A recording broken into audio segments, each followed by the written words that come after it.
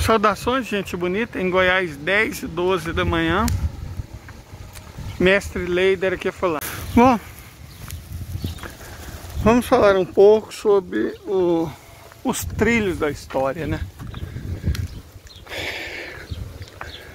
Todos os impérios terminam. Alguns passam por interregnos e voltam, como árvores que perdem as folhas no inverno, no outono, né? Ficam despidas no inverno e renascem na primavera. É o caso da China. É o caso do Irã, ainda mais antigo. É o caso da Etiópia. São países que passam por fases. A China está na sua primavera. E os Estados Unidos, bom, os Estados Unidos, eles com certeza em algum momento acharam que seria uma macieira, né? Ou que duraria séculos, mas não. Eles são uma bananeira. E banana que já deu cacho. Então, daqui para frente, para eles, é só para trás. Não tem muito o que fazer.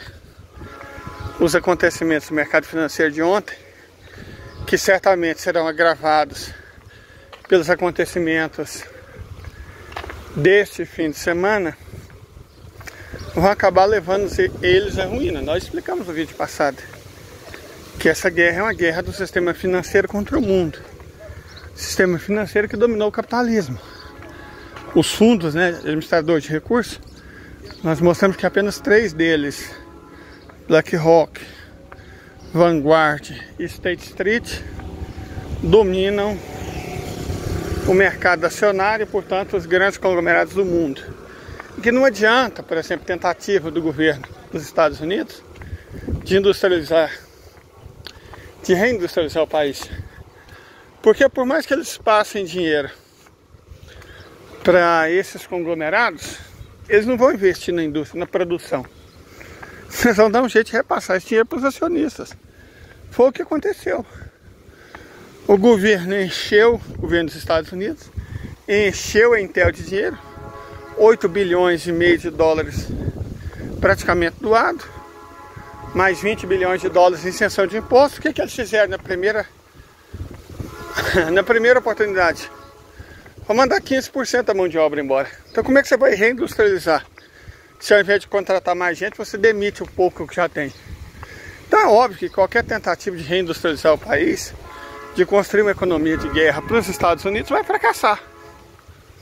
Não tem como dar certo. O que está sendo derrotado, e eu mesmo já disse isso muitas vezes, o que está sendo derrotado não são só os Estados Unidos, ou os Estados Unidos e o Ocidente. O que está sendo derrotado é o capitalismo, que ele é um sistema ineficiente.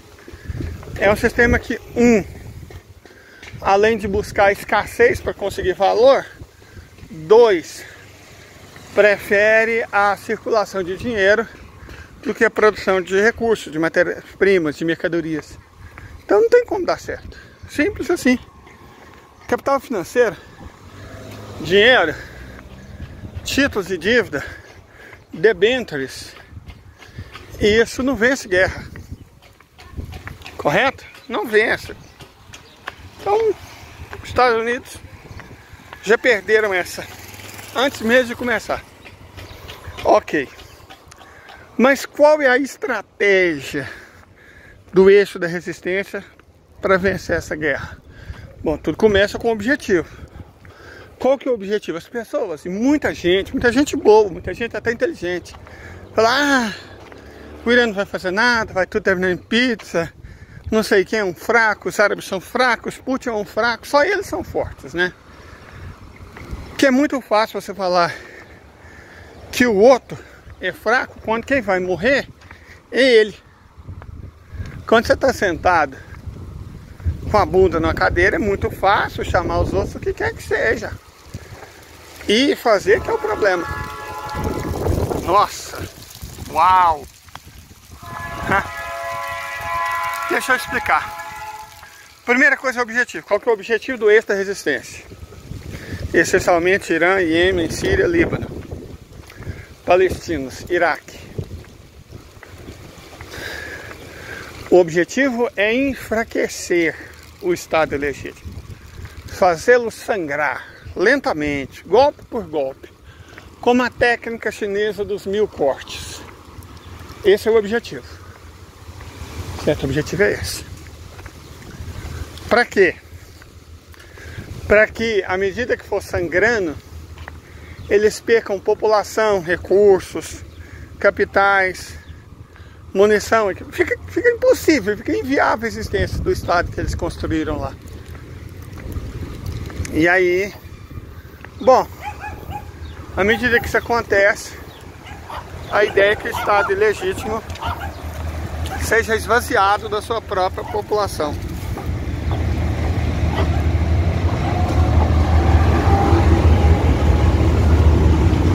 Correto? Para realizar esse objetivo, cada ator tem um papel, coordenado às vezes simultaneamente, às vezes não. Quais são os papéis de cada um dos atores?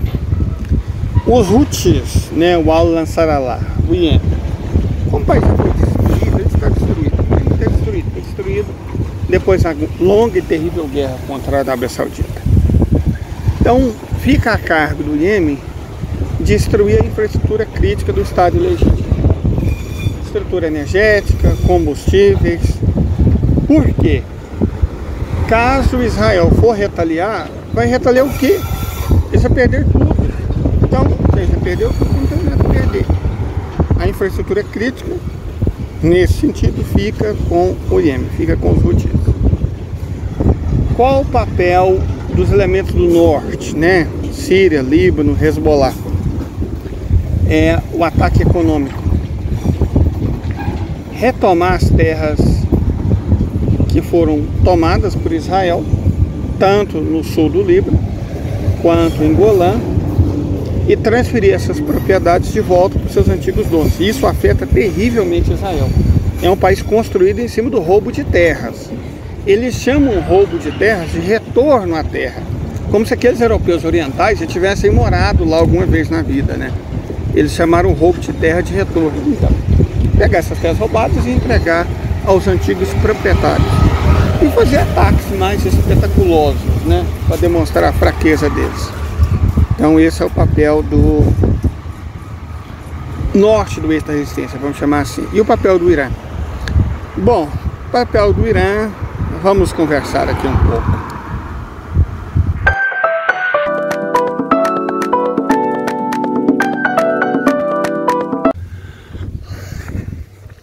O papel do Irã é enfraquecê-los, enfraquecer a estrutura militar, enfraquecer a capacidade de combate deles.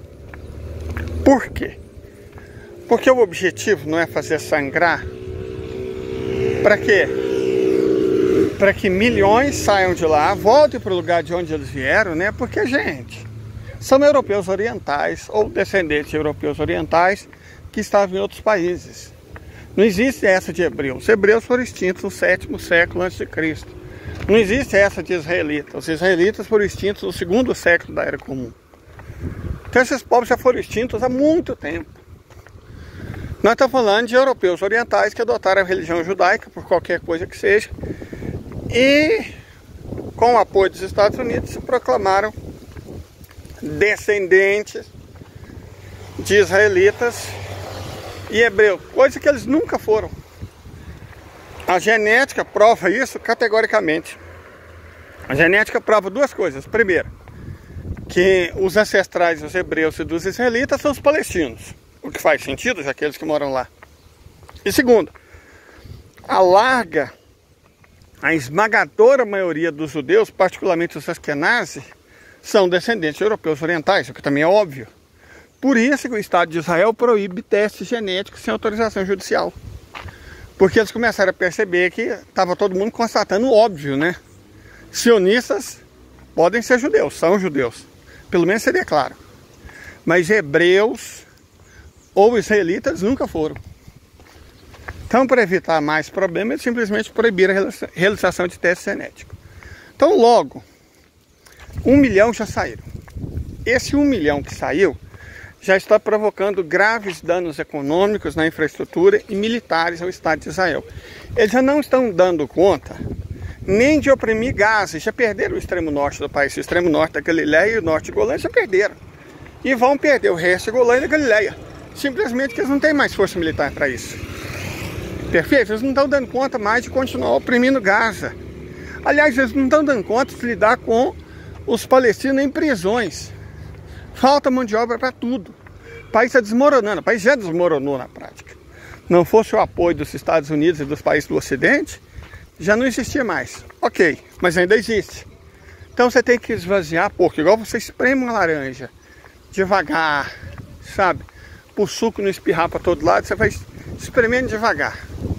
Então, o Irã ataca a infraestrutura crítica que restou para eles. A Marinha eles nunca tiveram uma que prestasse. O Exército está em condição de miséria, né? Está numa situação lastimável, como nós dissemos. Então, qual que é a ferramenta deles? A ferramenta deles é a aviação. Não dá para você destruir os 700 aviões que eles têm. Mas basta destruir as pistas de pouso de decolagem, basta destruir os hangares. E é isso, provavelmente, que o Irã vai fazer. Já, talvez essa noite. Em breve, eles não vão anunciar igual da outra vez. É pegar de surpresa.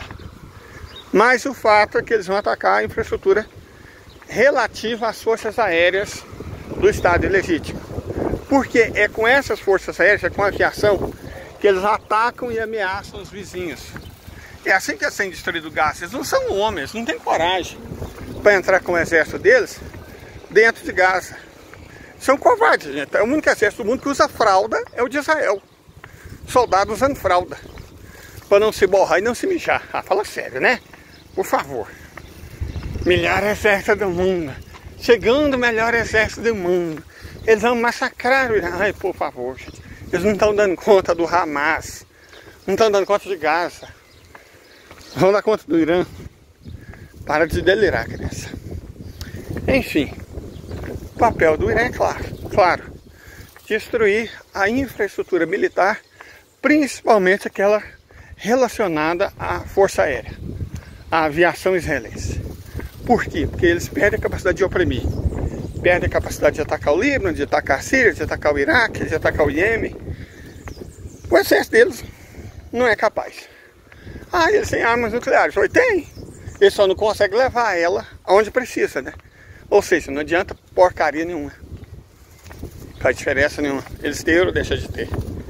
E além disso, a República Popular Democrática da Coreia, que tem como levar armas nucleares, inclusive até lá, bom, é aliada do Irã. Não podemos nos esquecer do papel dos norte-coreanos nesse conflito.